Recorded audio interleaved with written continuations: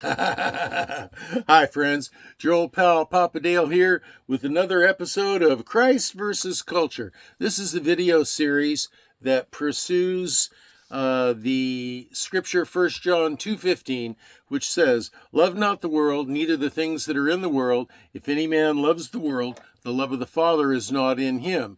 And of course, that means that Jesus Christ must be the highest priority in every person's life.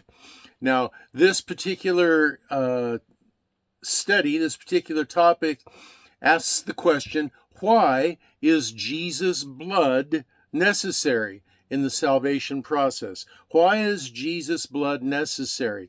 And we're going to give you an illustration of that. These lessons are prepared from the Bible, from articles that I've written about the Bible, and there are literally hundreds of them in preparation. There's two purposes for them.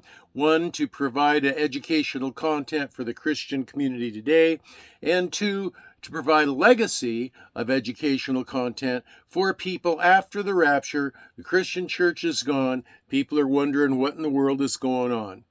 And so who am I? Well, I'm Papa Dale.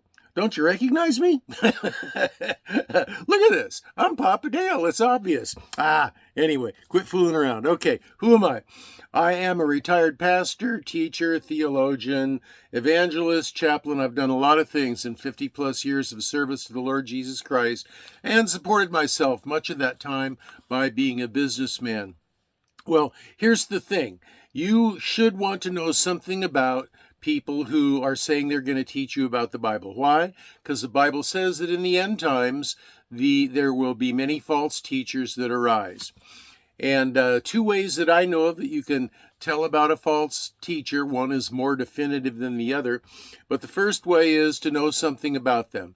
Their education, the schools they went to, the churches they served, a little about their family life, and so forth. But the more important way of determining a true or a false teacher is listen to what they teach and compare it to the scripture.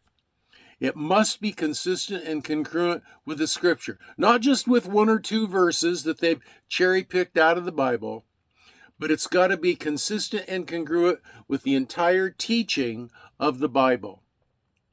That's important.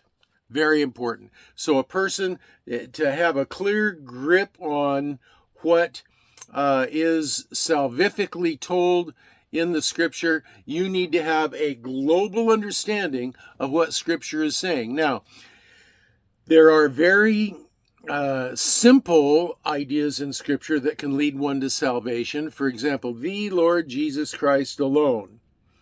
Believing in the exclusivity of the Lord Jesus Christ, the Lord, He is God become man, Christ, Jesus, a man who did become God, Christ, the anointed Savior by the Father alone, nothing else added.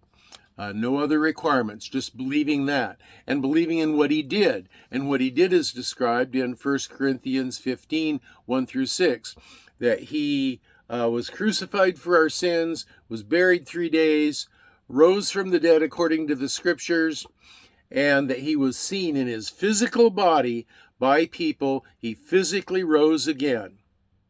Over 500 of them saw Him and were eyewitnesses to it. So, all of that by way of introduction. Let's talk about why Jesus' blood is necessary. Think of it this way. God is holy.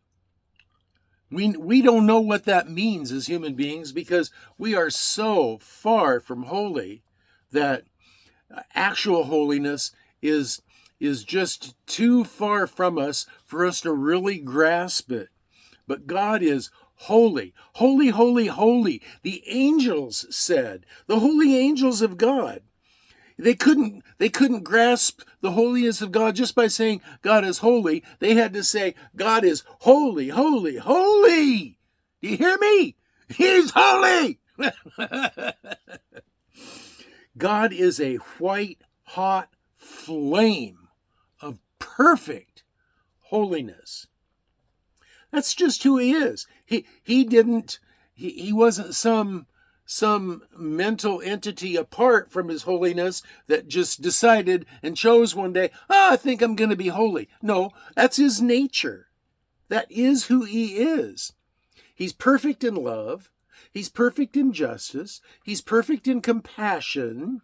And he's perfect in holiness. It's just who he is.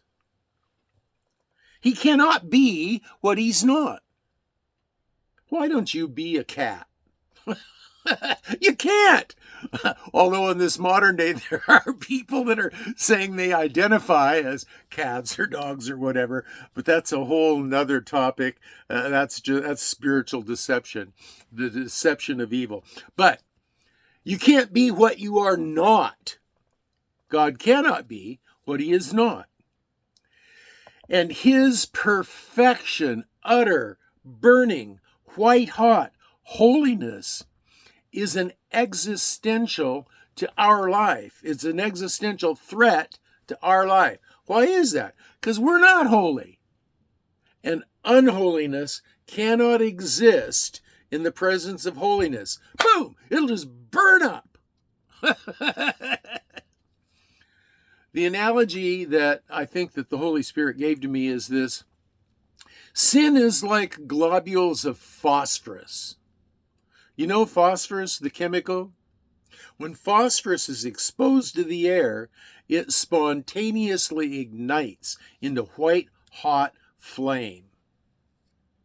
It's conflagration. If phosphorus is embedded into something, it just poof into white hot flame and just burns up whatever it's embedded into. Think of sin as phosphorus embedded in your personhood. Now, when this phosphorus of sin is exposed to the presence of the perfectly holy God, fire, conflagration, holocaust.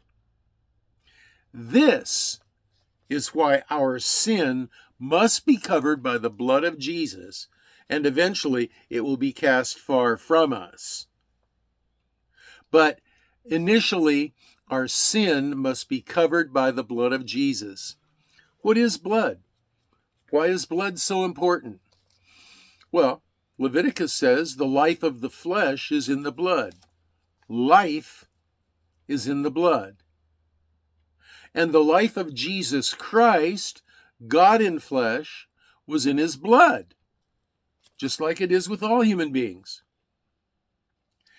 And the blood of God covers your sin, so the holiness of God does not ignite it. Isn't that an interesting thought? Your sin will respond to the holiness of God by spontaneous combustion. Lord, thank you for the covering power of your blood. Now, one day, our sin will be taken from us and cast into the sea. Micah 7:19 says, once again you will have compassion on us, you will trample our sins under your feet, and you will throw them into the depths of the ocean. The depths of the ocean is a metaphor for casting them way away into a place that's unseeable, unknowable, undiscoverable. Now, God does this for two reasons. For believers only. He does this for believers, followers of Jesus Christ only, for two reasons. The first one is found in John 3:16, probably the most familiar Bible verse among all people ever. For God so loved the world, all human beings. God so loved everyone so much that he gave his only begotten Son, that whosoever should believe dynamically in him would not perish, but would have everlasting life. He loves us. He created us. He loves us, even in our sin. Book of Romans says, while we were yet in our sins, while we hated him, he loved us. God loves us. That's the first reason that he covers us with Jesus' blood. The second reason is he does it for his own sake. He does it because in the beginning he had a plan and a purpose of why he created human beings and the place that human beings would fit into his vision of what eternity would be like.